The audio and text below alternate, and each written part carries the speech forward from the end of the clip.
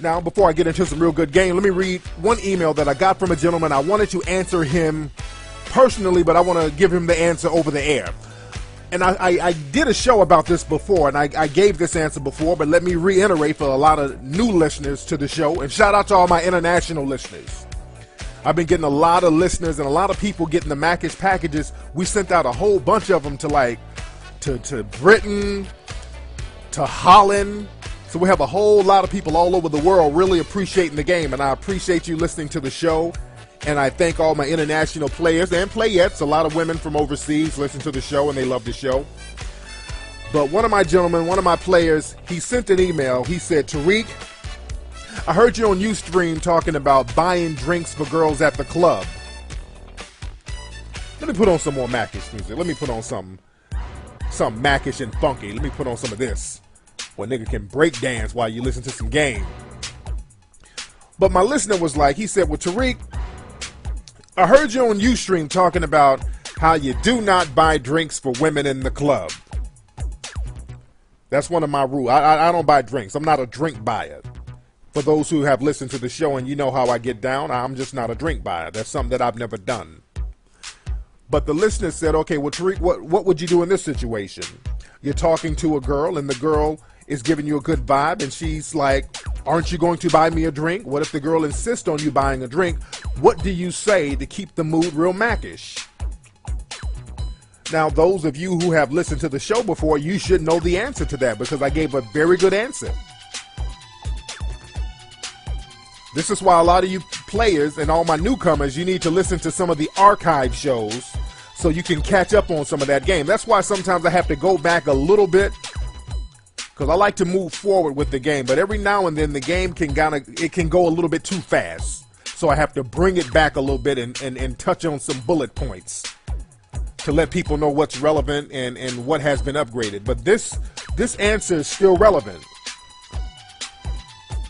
And this happens a lot. A lot of times people will put you on the spot and you have to make a decision. A lot of times people will put you on the spot. Women in particular will put you on the spot just to test you. Also, speaking in that same realm of being put on the spot, I talked about when you leave the club, a lot of these clubs, they have rose people who sell flowers outside the club. And they'll front you off when you're talking to a girl. They'll walk up to you and say, hey, don't you want to buy this lady a rose?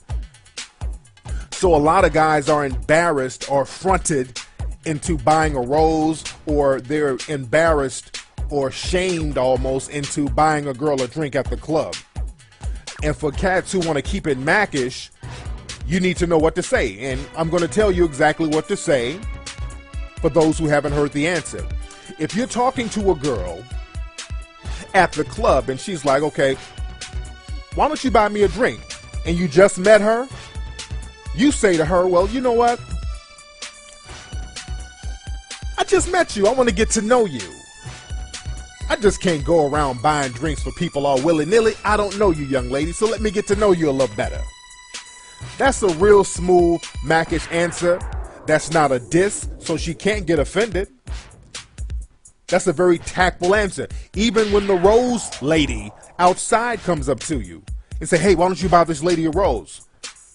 And I've had that happen to me all the time. They do that a lot out in the Hollywood clubs. And I've told the rose lady, the flower lady, hey, flower lady, I just met her. I got to get to know her. Can't buy you a rose yet because I don't know you. That's why I'm talking to you now. So let me go ahead and get that number, or let me give you mine so we can get to know each other and we can step our game up on another level. That's how you handle that situation. It's very simple, and you have to do it just like that. Because again, a lot of times, a lot of women will ask you to do something like that just to see what you will say. Because women, they want to do with a real smooth answer. They want a guy to give them some real good game. They want to test the guy to see if they can control him. But you have to know how to tactfully handle that. A lot of guys might say something very offensive like, oh, hell no, I ain't buying your ass no drink.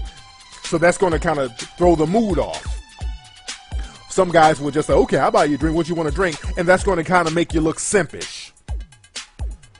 So there has to be a real Macish balance, and that balance is, baby, I don't really know you yet, young lady. Now, how would you feel about me just buying drinks and roses for every woman in the club? That'll make me look whack. I don't do that. I got to get to know somebody, and I'm trying to get to know you right now. That's why we're going to exchange numbers, and I'm going to talk to you tomorrow so we can get to know each other. So a real true to the game female, she can't even come back from that. She can't even come back at you with no BS when you give her a real fly answer like that. So that is my answer to that young man.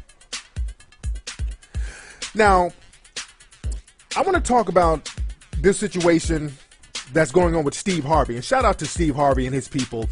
The comedian, actor-comedian Steve Harvey, he's going through a little thing with his ex-wife that's been all over the internet. And I know a lot of my players out there kind of hate on Steve Harvey. People get mad at me for not hating on Steve Harvey. And I know that there's almost like a competition with the book thing because he's doing a relationship thing and I'm doing my relationship thing. And a lot of people have said that his books are basically like my old books, Player Be Played. I haven't read Steve's book, so I don't know. I really don't know. But for those who know how I get down, I've been doing I wrote a relationship book for women damn near 10 years ago, Player Be Played, which was a bestseller, which is a bestseller, still selling very well.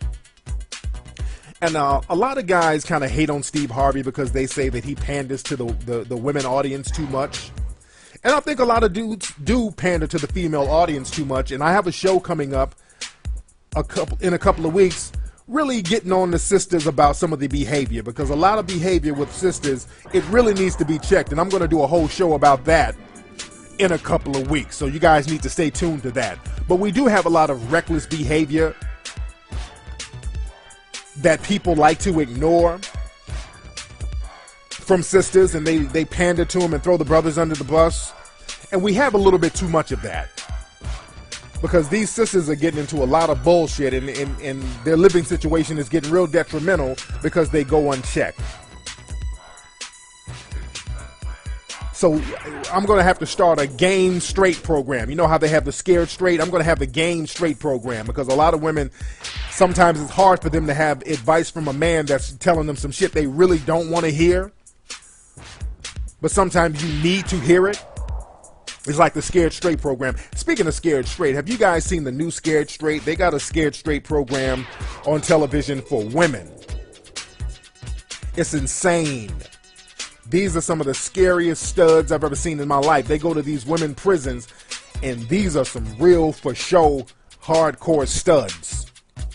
I mean, these chicks look like damn dudes. I mean, they got facial hair, and they're big and burly. And they getting all up in the girls' faces, punking them out. I'm looking at it on TV. I'm scared. I'm like, God damn, this bitch is rough as hell.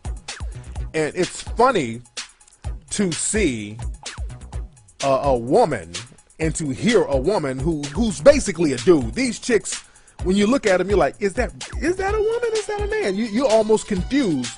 And it's funny to hear them talk about feminine things. It's like listening to a man talk about feminine shit.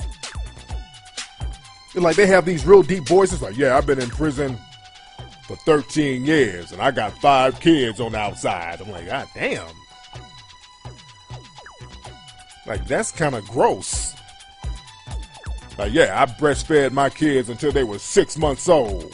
I got a C-section scar over my vagina for having all them kids. I'm like, God damn. That's nasty as hell. When I'm in jail, I tell the jailer, hey, jailer, give me some gynelotrimin. I got a yeast infection. I'm like, God, man. But this show, I forgot what channel it comes on, but it's Scared Straight, and they have these real big, butch, burly ass women scaring these girls. And a lot of girls need that. Sometimes, a lot of our sisters, you need somebody to give you some hardcore information. Because a lot of these girls are acting real reckless out here. Not just when it comes to dating, but with just overall behavior. And again, I'm going to do a whole show about that. But when it comes to dating and relationships, a lot of women have this real reckless mentality, and they don't want to take accountability, and they do very detrimental things and then complain about the results. But this whole thing with Steve Harvey, and not just with Steve Harvey, there's a lot of people who get into relationships and they have relationship problems, and we see that these things don't work and there's a lot of bitterness. There's another show that comes on television, The Basketball Wives. You guys watch that? Now, the show is good. I like Basketball Wives. It's these almost over-the-hill, still somewhat attractive women out here in the dating game. It's like nobody's wife. It's like anybody who has given a basketball player a hand job is on this show. And the one chick that's married is getting a divorce, and her husband, it's almost painful to watch them on the show. I think the chick's name is Jennifer. Nice looking sister. And she is married to this brother. I think his name is Eric Williams. I've never seen this brother or heard of this guy before the show, but he's a retired basketball player.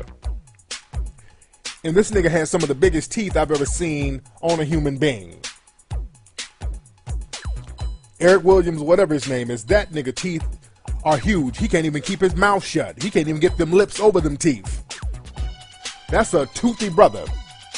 That nigga teeth look like he got a carton of eggs in his mouth. That brother got some teeth. But he seems like a cool guy. But when you're watching the show, you can just see the chemistry is just all off. They're resentful towards each other. This guy wants to get the relationship over. He's clearly agitated by Jennifer, and it's just painful to watch. He's like campaigning for her to sign divorce papers. And you see people just holding on. It's just like, let it go. It's over. It's done. And when people hang around in relationships like that and the relationship is over, it just creates a lot of bitterness, resentment. Then people start doing evil shit to each other. And you want to avoid that. That's what you don't want to get into. You don't want to get into the whole evil thing.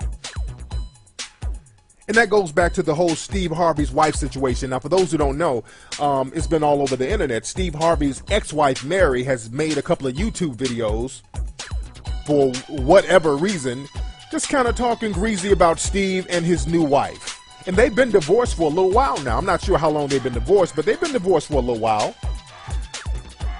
And she's talking about how he cheated on her, and she's showing emails, and she's showing documents, and she's talking about how Steve's new wife used to call her house, and okay, we're looking at it and we're like, okay. And a lot of people are like, oh yeah, Steve ain't shit. I'm not jumping on that bandwagon, because none of us are perfect. We all have issues, but our personal business should not be put on Front Street like that. And I think that's a real dirtbag move on her behalf. I think that's a real slick and greasy move on her end for doing that, because it's just resentfulness and it's bitterness. She's doing that because it's a hater move. She has not moved on, and that makes her look weak, because now Steve is shining. And I've seen footage of Steve and his ex-wife when they were together, and their energy looked real negative. She would always kind of have a little stank look on her face. And again, I don't know their business. I'm just going by from what I've seen of them in the public. And her attitude and her whole vibe just looked real stank. And now that Steve has moved on, Steve is pretty successful. Steve is doing a lot of good things now. He's doing the Family Feud show. This brother has gotten himself a makeover and has shaved his head and then went to the gym. So now he's in a good space, it seems like. And when you upgrade or get rid of a bad relationship, man, it's like a load off your back. And you look better, you feel better, and you can be more prosperous with the things you do. And Steve is very prosperous right now, and he deserves it. And that wife is real bitter and angry. So I cannot co-sign that. I see some dudes co-signing that. I can't co-sign that. Because if a situation isn't working, you're supposed to charge it to the game and upgrade.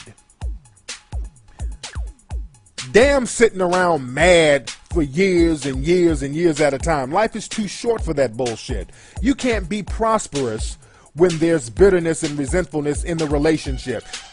I rarely see successful people with fucked up relationships at home. You rarely see that. You rarely see a successful person with a real raggedy ass relationship at the crib. That affects everything you do when your home life and your home relationship is raggedy. And the thing is, if your mate is miserable,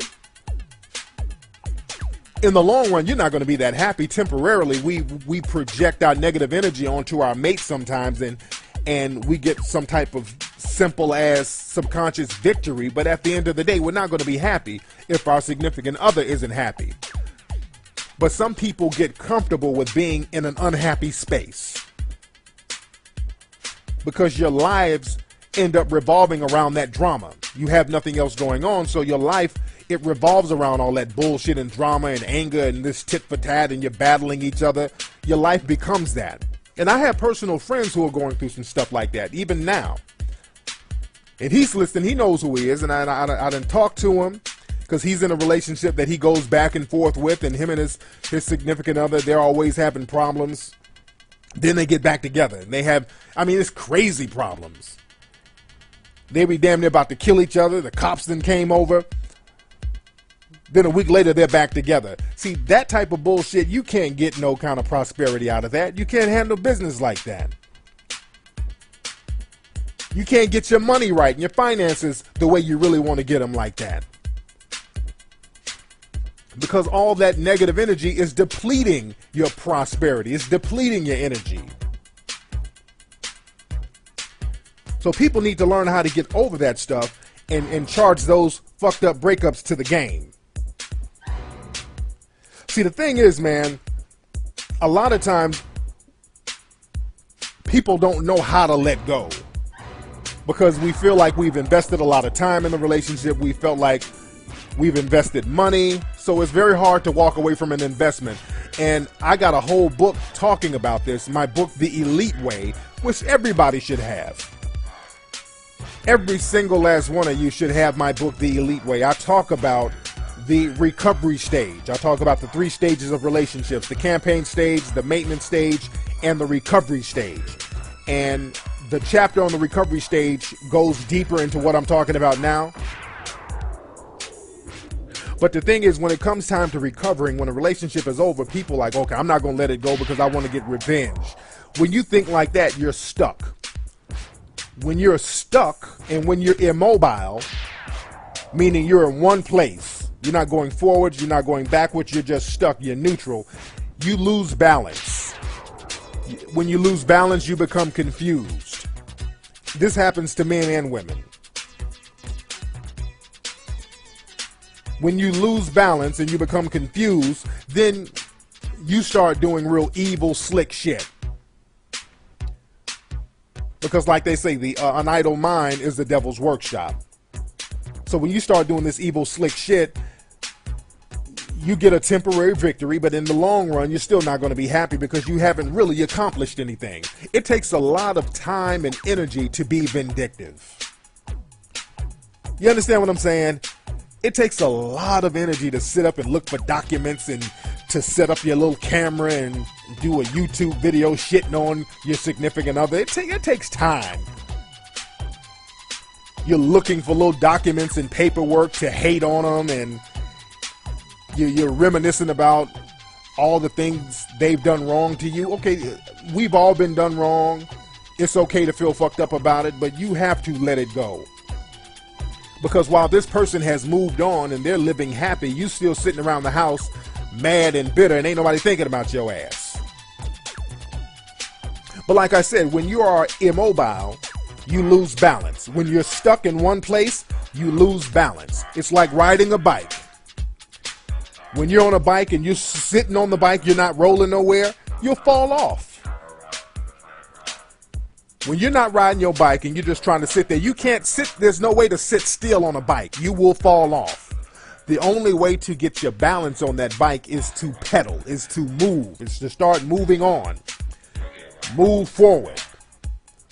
And you have to do that when it comes to these fucked up relationships. You need to learn how to move forward.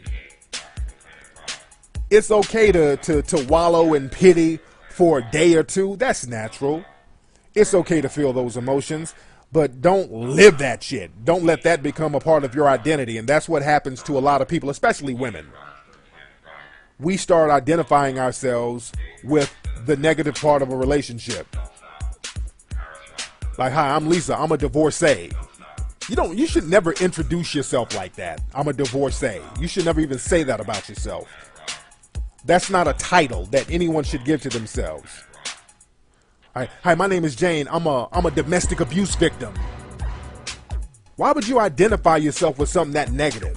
If you identify yourself with something that negative, that means you don't really have another identity, and you're using something negative to build an identity. And women have to get off that. I'm Kim. I'm a victim of verbal abuse. Everybody likes this whole abuse title, and you don't really get no stripes from that. People will give you a little pity and attention temporarily, but you really don't get no stripes from the whole victim moniker. So you guys got to get over that. Nobody really respects a victim at the end of the day. And I'm talking directly to my ladies, and I'm going to get on the fellas in a minute, because the fellas be on some bullshit too. But women, you got to get on that, get off that. Oh, he has done me wrong. I'm a scorned woman. I'm a victim of this. I'm a victim of a cheater. Get off that. You're a woman who has something going on with herself that something negative happened to, but you didn't let that define you. That's how you have to think. Stop letting these fucked up relationships define you. You got to get back on that bike and keep moving, or you're going to lose balance. But again, I understand that problems in relationships, when you're with somebody and you trust somebody and they do something real slick or greasy and you put all your trust into them, that creates bitterness, because you're like, damn, I trusted this person. I thought this person was going to be down for me. I gave this person my youth. I gave this person everything I could give them. But sometimes when the shit don't work out, man, you just have to say, you know what? We've just grown apart. I'm not going to let this negative shit define who I am, because I'm going to get sick from it. And a lot of people are sick because of negative relationships. And the thing is, when you have problems, relationships by definition are going to have problems if they're going to be long-term relationships. Long-term relationships are going to have problems. That's inevitable. But the thing is, if the same exact problems keep popping up, that's where the problem is. Because that means there's not going to be closure to those problems. And that means that the person who's creating the problems don't want to bring closure to them. See, when the same bullshit keeps popping up over and over and over again, that's when it's time to be like, okay, let me charge this situation. And also, that it depends on the severity of the problem that keeps coming up. Because sometimes, again, like I said, we all have problems, but we have to understand what's a problem and what's a red flag that makes us know that we need to charge this situation to the game. Because a lot of people don't know the difference. A lot of people don't know when to charge a situation to the game. A lot of people are like, oh, yeah, this is just another one of those problems, and it's not that easy. If this thing keeps coming up, if the same negative problem keeps coming up and it's detrimental to the relationship and you keep letting it slide, it's going to deplete your energy. And again, you can't become prosperous with that negative energy coming back and forth, back and forth, back and forth. You have to look at relationships like a house. And in a house, if there's a crack in the wall, which is a small problem, you fix that crack in the wall and you keep it moving. And relationships are like that. There's a small relationship, there's a small disagreement, you rectify it and you keep it moving. That little crack in the wall is not going to destroy the whole house. And that little small problem is not going to destroy the whole relationship. Like, for example, you're in a relationship and your significant other has a little car accident, they have a fender bender, and they don't tell you about it. That's a crack in the wall. Nothing to really blow up about. Now, some issues are more severe. Let's say, ladies, you're in a relationship with a guy, and you found out this nigga has 3 babies out of wedlock while y'all were together. Now that's a major problem. That's a major dent to the house. That's a bulldozer to your house. That motherfucker done ran a tractor through the house. So now the house is toe up. When something like that happens, that destroys the house. You understand what I'm saying? Because I say it destroys the house because now you have all these outside entities coming into the mix, and that's going to deplete your resources. Let's say you're married to a dude and this nigga got a whole bunch of babies on the outside. That's fucking with your money because you know it's some hood rats, and these rats are going to start hollering about some money. So now you have all these outside people depleting your resources. You understand what I'm saying? So that's a major dent to the house. So what do you do in a situation like that? If your house is destroyed, you can try to pick up the little pieces and super glue them back together. Now, when you super glue a house together, it'll be cool temporarily, but you still have a raggedy ass house now. And this house is susceptible to fall down again because it's raggedy now. You understand what I'm saying? So that's a major problem that you have to take into consideration. That's a situation you might have to charge because that becomes a character trait. That's not just a simple mistake. You're looking at a person's character. And sometimes a person's character is not what you thought it was. It takes a few months to learn this. Sometimes it even takes a few years to learn this. Sometimes people evolve into something else that you just ain't down with.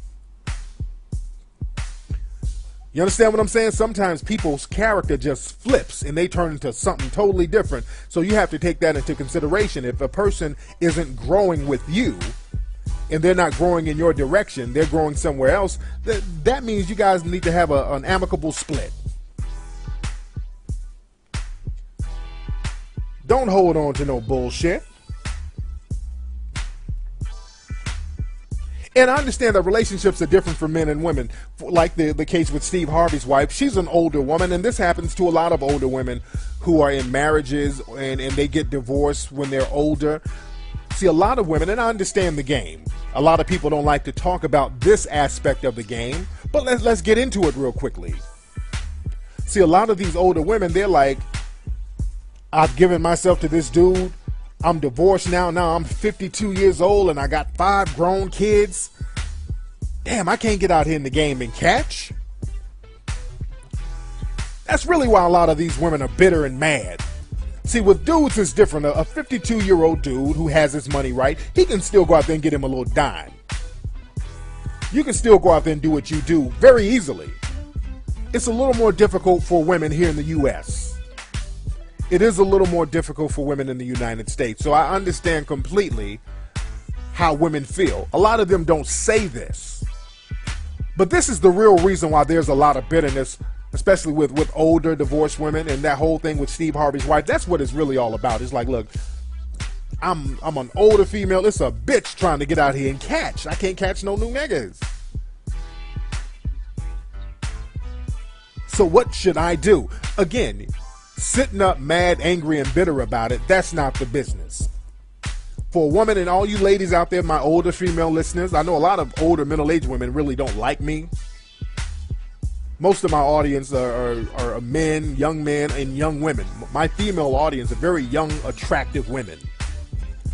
A lot of older women, especially middle-aged women like between that 35 and 50-year age range, oh, they hate me. Because they don't want me waking these dudes up. Because those women in that age range, a lot of them depend on flawed dudes. They depend on dudes with flaws in their finances and flaws in their character, because women like this can dominate dudes like that. So if I wake up these dudes, they won't have a dating pool. So I can understand why a lot of these women don't really like me. So whenever you hear a woman who says, I hate Tariq, it's usually a woman between 35 and 50. Not all of them. I have some 35, 50-year-old listeners as well. But that age group, not too big fans of Tariq. But again, I'm not tripping. I'm going to still keep it 100 no matter what. But I say to women like that, women in that age range, women in that age group, you can still catch. what you would have to do, ladies, you need to start going overseas. See, in other countries, they don't have this whole ageism discrimination that we have in the U.S. And we do have somewhat of an ageism type of thing out here where you tell people of a certain age they can't do certain things. We have that out here, and that's really a newer phenomenon. But in other countries, you can go out and do your thing. You can still catch. I would say go to Europe, Italy, wherever, somewhere, Paris, France, places like that. You can go to a club out there and you see an 80-year-old motherfucker on the dance floor getting it. You can go to other countries and people appreciate older women more.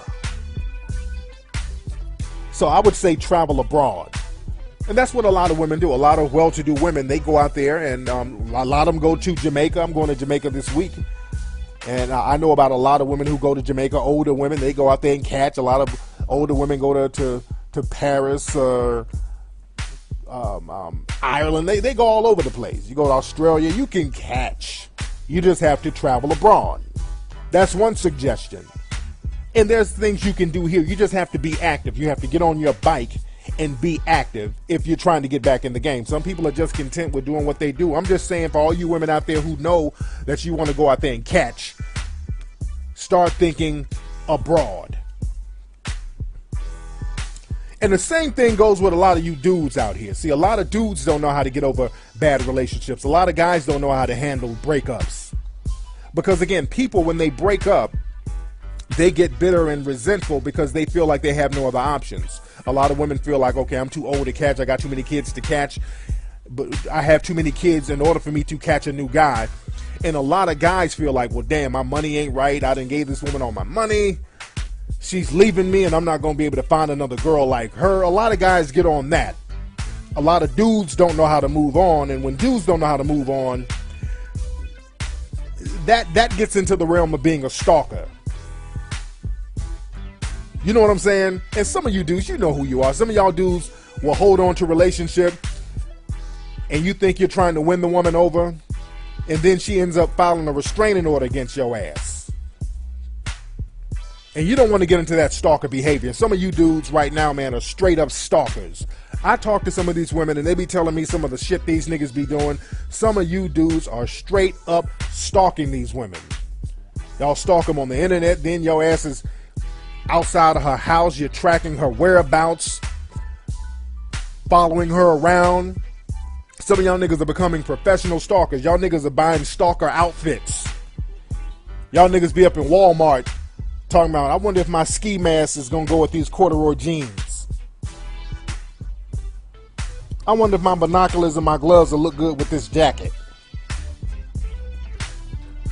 Y'all niggas got a whole stalker wardrobe. And now y'all niggas be out here hiding out in women's trees. The woman's out, she done moved on. The relationship is ended 2 years ago. She got her another dude.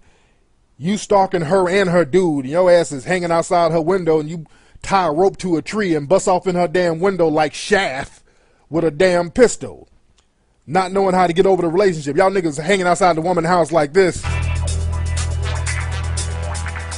You looking at the woman, she got a new man, and your ass is up in a tree with a skull cap and some binoculars. Like, this fucked up, man. I gave her ass everything. I bought her this car. I gave her the down payment for her apartment. Then y'all niggas busting the window and shit. Y'all coming in? Who is this nigga you with? You shooting at niggas? Why? How come you don't love me no more? How come you don't love me? Who is this nigga? Why you like him better than me? You shot her mama? Fuck your mama. Who is this nigga? Why you don't love me no more? You understand? So you have to get off that bullshit. It's real sad when a dude don't know how to get over a relationship. It's totally unacceptable. There's no excuse for a dude to not get over a relationship and charge the female to the game. That's never a good look to be a stalker. Again, we don't have the luxury to not let go. We don't have the luxury to hold on to some shit that ain't there, because then we get into the realm of doing some illegal shit. So as a man, you never want to hold on to some shit that ain't there, because women will ultimately lose complete respect for you. And if the relationship is over, let that shit be over. Don't be trying to fight her dude and you busting through windows and running up on her at the club, and cut that corny shit out and move your ass on.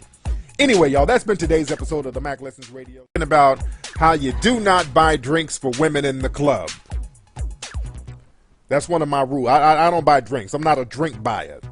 For those who have listened to the show and you know how I get down, I'm just not a drink buyer. That's something that I've never done. But the listener said, okay, well, Tariq, what would you do in this situation? You're talking to a girl and the girl is giving you a good vibe and she's like, aren't you going to buy me a drink? What if the girl insists on you buying a drink? What do you say to keep the mood real Mac-ish? Now, those of you who have listened to the show before, you should know the answer to that, because I gave a very good answer.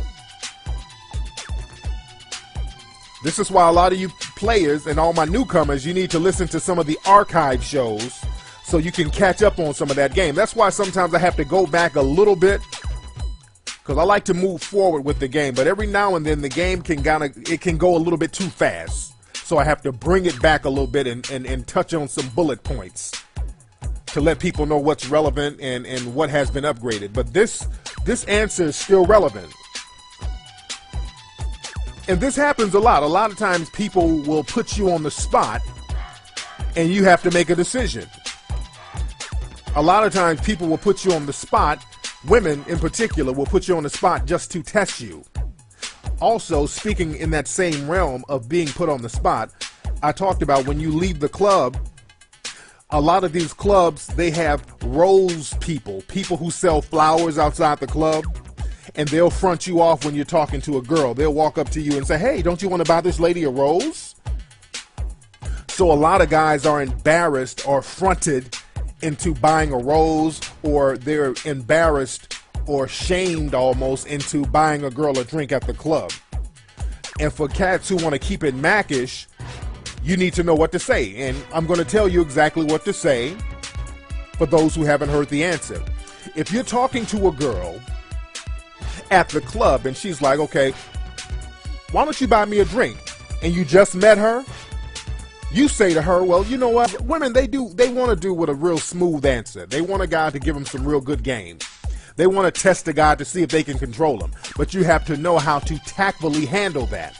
A lot of guys might say something very offensive like, oh, hell no, I ain't buying your ass no drink.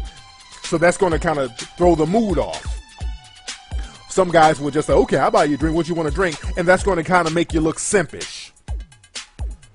So there has to be a real Mac-ish balance, and that balance is, baby, I don't really know you yet, young lady. Now, how would you feel about me just buying drinks and roses for every woman in the club? That'll make me look whack.